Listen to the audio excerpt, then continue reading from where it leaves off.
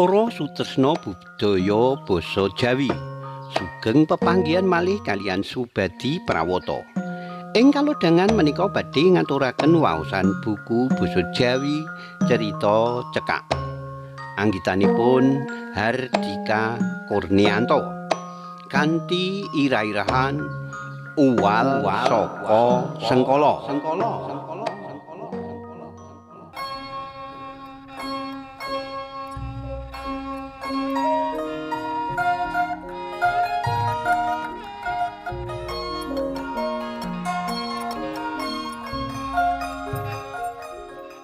Omah kuna daleme Eyang Karna wengi kuwi katon regeng.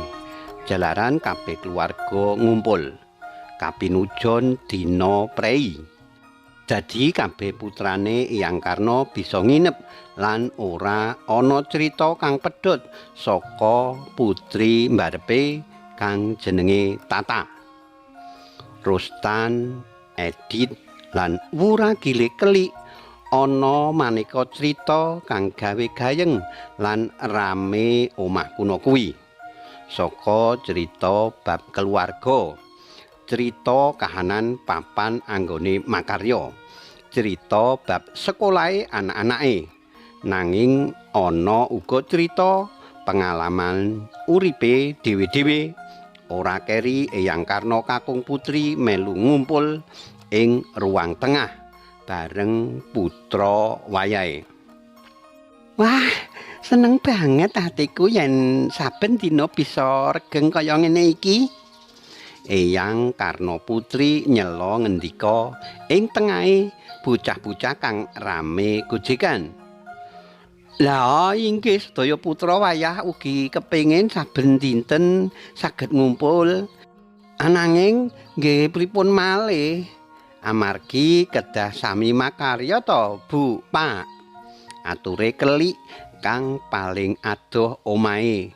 Jalaran kudu ngayahi tugas ing Jakarta. Wes Dik Kelik, ora susah kuwatir. Mbak lan Mas kabeh cedhak kok. Bisa gentenan ngancani bapak karo ibu. Tata nengahi ature adine marang wong tuane. Rustan lan Edit isih katon serius cerita bab kahanan ing kantore dhewe-dhewe. Nanging ora dinyono anake Tata kang melu gabung nrambul. Mas, wonten cerita nyata sing ajaib dialami Mama lho. Sanalika kahanan kang mau gayeng regeng dadi sepi. Jalaran nunggu ana cerita kang bakal kababar. Kaya nyolowadi lan bisa dudut kawigatene keluarga.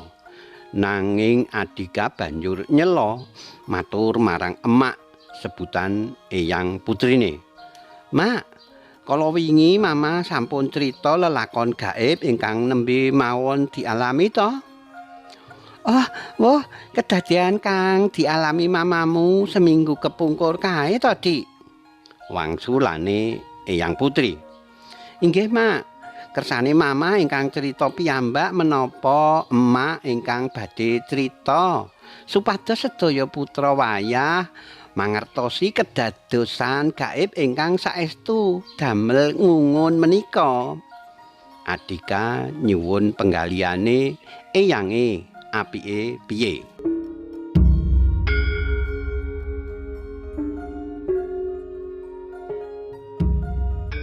Keluarga sinambi nonton TV lan mangan camilan kang cumawis isih katon nunggu babaring cerita kang dijlentrehake Andika.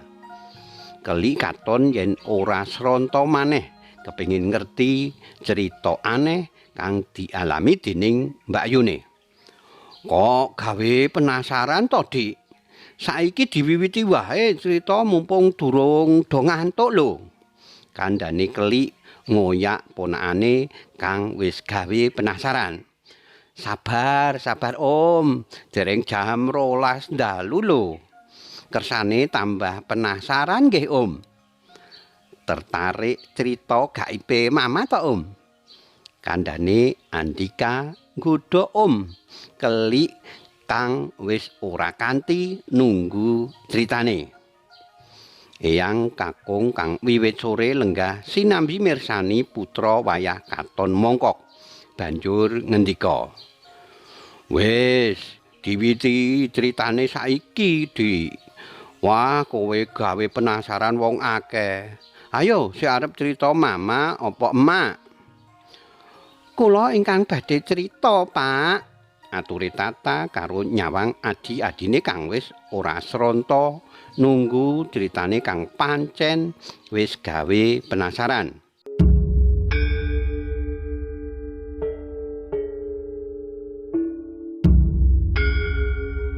Tata miwiti lelakon nyata kang dialami. Tanggal 1 April 2016 jam 10 kaya padatan aku mangkat nyambut gawe numpak motor nek werna abang. Kendaraan kang paling tak senengi. Anggonku numpak motorku kaya biasane, ora ngebut nanging uga ora alon banget. Apa maneh kantorku papane lumayan adoh. Udakara 20 kilometer saka ngomah.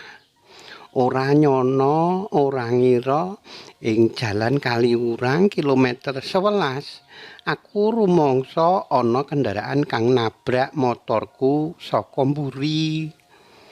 Saking bantere kendaraan kang nabrak nganti tanganku ucul saka setang kurang luwih 5 meteran adohe.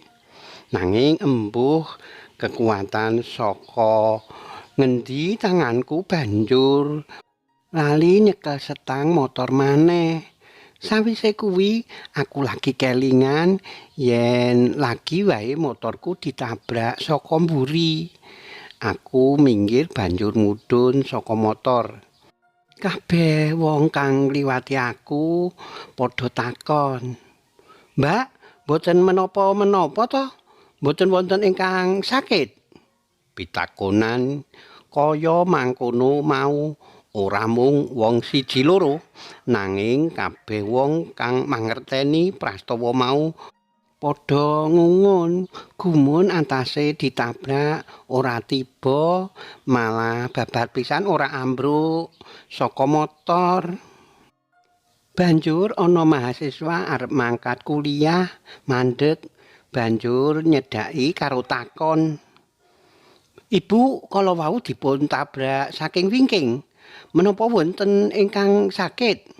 Saestu ibu mboten menapa-menapa to?" Bocah nom-noman mau nyawang aku karo gumun. Kahanan kang ora ketemu nalar mau pancen nemahi awakku.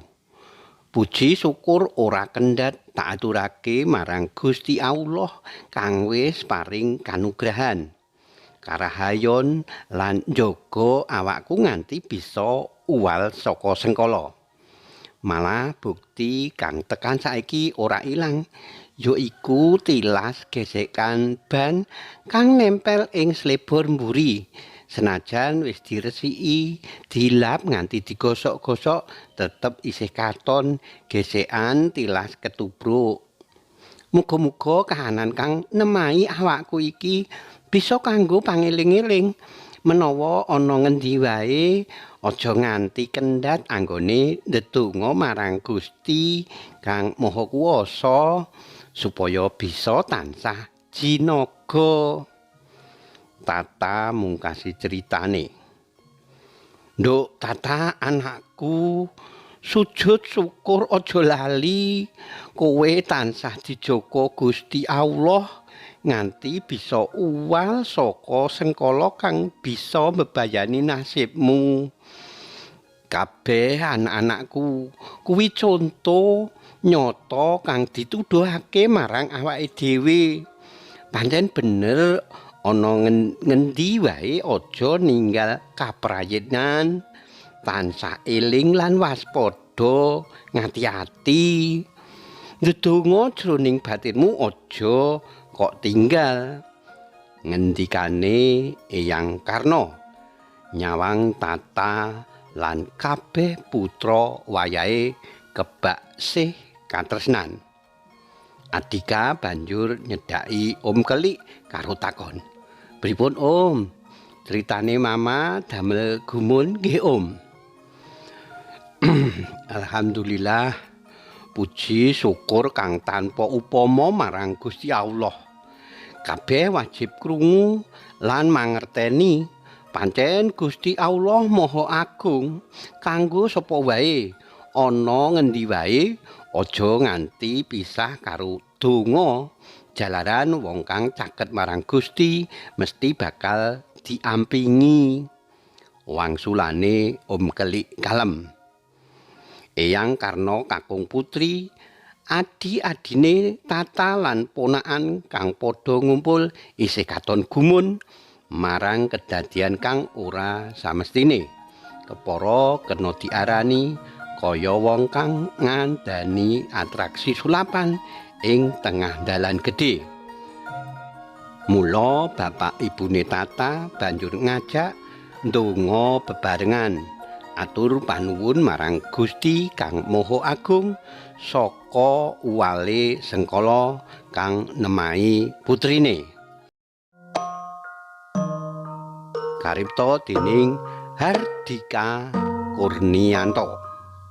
Cariyos menika kapetik saking kalawarti basa Jawa Joko Lodang nomor 13 tanggal 17 Agustus 2016 ing Ngayogyakarta.